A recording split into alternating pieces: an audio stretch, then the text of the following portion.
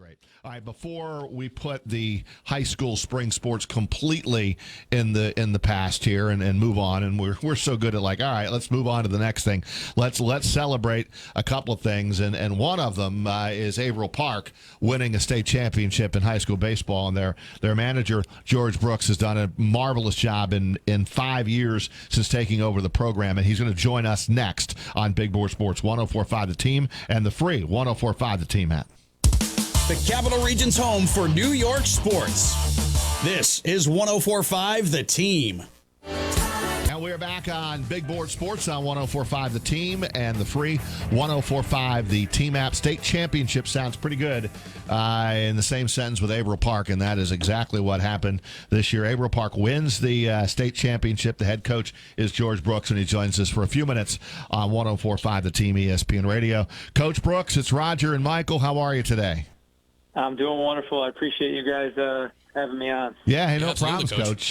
Congratulations. Have you had a little time to let this whole thing sink in that you won a state championship at your alma mater, right?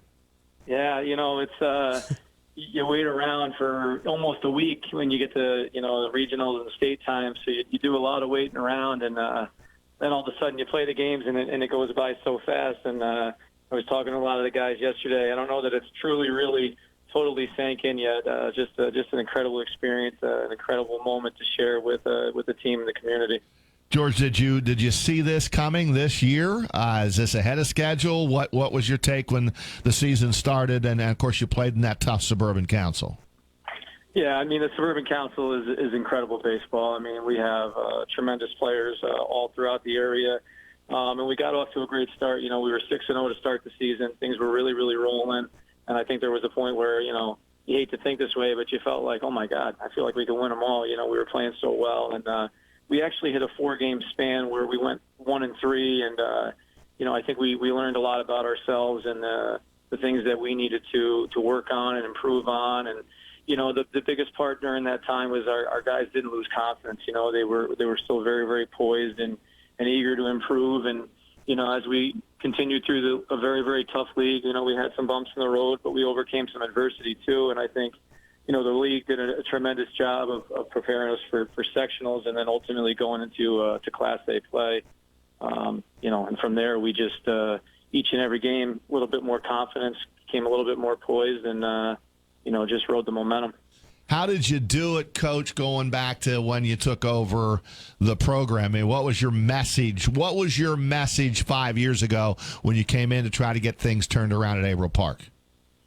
Yeah, I think just being the best version of ourselves that we can be, really, I tried not to focus about my history and really just wanted to focus on, our kids and making our kids better and, building philosophies, strong communication, strong dedication, commitment, hard work, just things that I always believed in from the time I started coaching as a young kid, So just trying to implement those things and really, strive to build our entire program around those philosophies. And, I got to hand it to the kids. They're the ones that bought in. They do, all the hard work and dedicate all the time and commitment to the things we do in the off season to try to get them ready. And, that's a big part of it. I was taken in very smoothly. Everybody supported and bought into the things that I wanted to do, and I've been very lucky.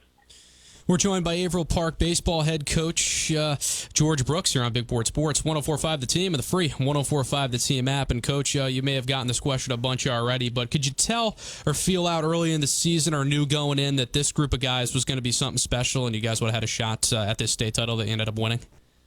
Yeah, so my senior class is just a special group. When we lost last year, we got knocked out of the sectional run kind of early, in our opinion, to a very good Southlands Falls team and a very good pitcher. And, it wasn't hours later I was getting text messages from seniors about, how next year is our year and, we're going to work so hard. And, those guys really did a tremendous job of, not just being leaders on the field, but off the field too. They were driven to do things on their own and improve on their own and really push the team as a whole to improve their game and have and share the same philosophies that they had to, get to the next level.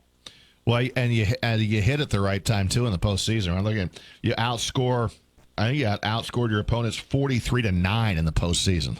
Oof. Yeah. Obviously our pitching stood out very much too, and we had guys that threw strikes and kept guys off balance. But the one thing this question came up to me the other day is, we have unselfish hitters. You get in big moments, sectional final games, regional games, state games, and you get guys that want to go up to the plate and be heroes and try to hit the ball a mile, and our guys never did that. They really stayed true to themselves and our philosophies. They stayed on the ball. They tried to hit it up the middle. They stayed back on off-speed pitches. They didn't chase.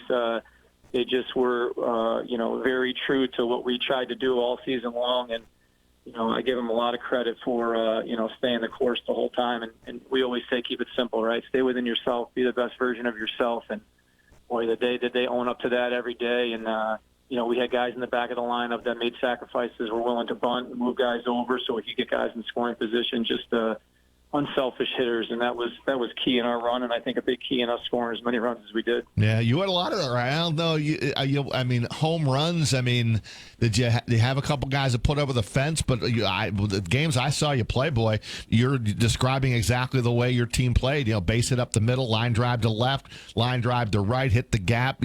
All that kind of hitting, which I absolutely love. Yeah.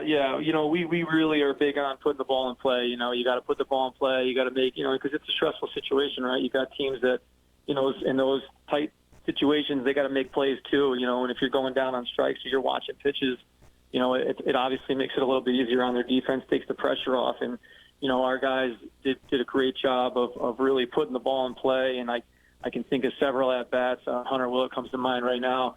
In the state semifinal, where he's fouling off pitch after pitch after pitch, and it's as a pitcher it's tiresome, and you get worn out, and you hope that they make a mistake, and when they do, you hope to take advantage of it. And like I said, our guys were so patient and so poised in those situations, and it was tremendous.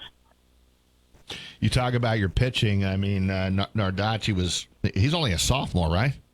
Yes, he is. Just a sophomore. Yep. He was pretty poised throughout for you, wasn't he? He was. He's a competitor. He's one of those guys that, he looks up to that senior class. And, I think for him, when he gets on the mound, he doesn't want to let those guys down. So, he brings his A game to the mound each and every day. And, he struggled with some soreness and some arm things early on. And, we really, really tried to take care of him and make sure that he was healthy and ready to go. And, well, he got healthy and ready to go at the right time because he was just tremendous. He located his fastball so well, and the way he mixed in his off speed. But to your point, being a sophomore, his poise on the mound, each and every outing, you would have thought he was a senior out there. So many people came to me afterwards, and oh my God, he's only a sophomore, just because the way he, carried himself, and he really improved throughout the whole season, and he grew up. He's something special, and we're lucky to have him back.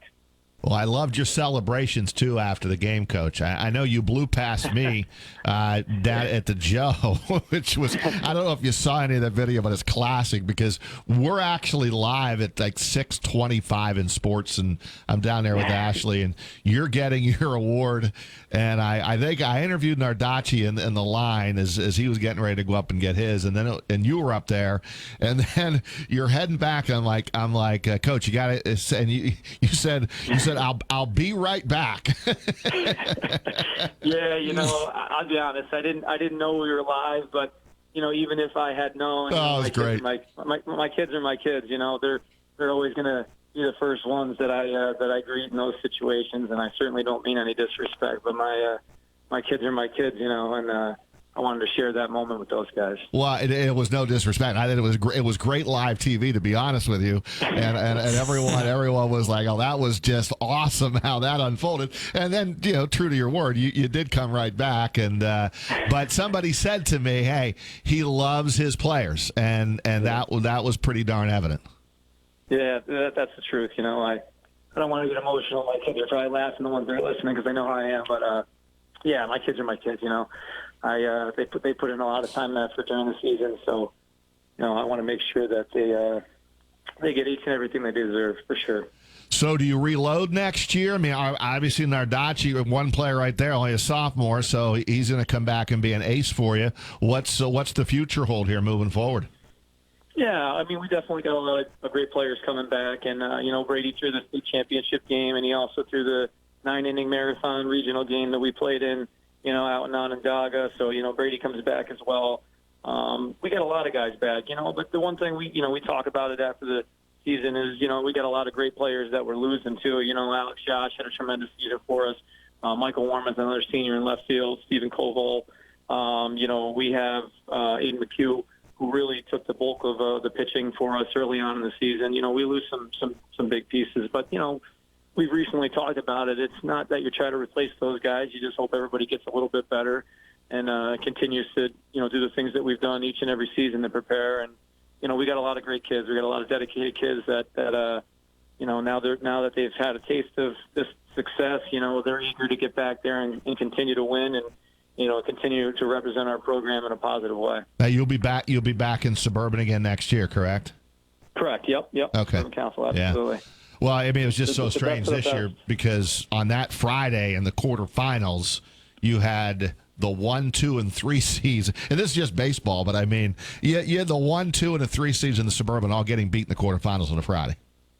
Yeah, I mean, you said it right, though. I mean, baseball is baseball. I mean, we were a 5 seed coming in, and initially your kids are upset about that, but you can only control the things that you can control. Baseball is that game where you could do everything right and lose. You can hit the ball right on the nose each and every time and get out.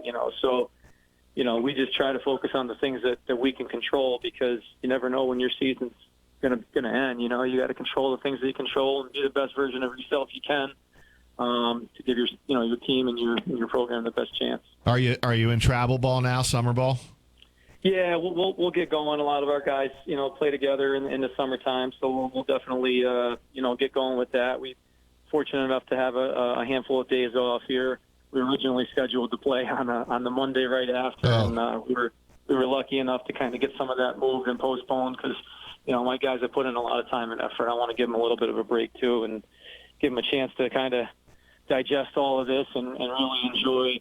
The community's been amazing. I mean, we showed up back to the school after we won, and I mean, the amount of fire departments and police departments, and I mean, the parking lot when I look outside teaching every day is full of student cars. I mean, the lot was just as full.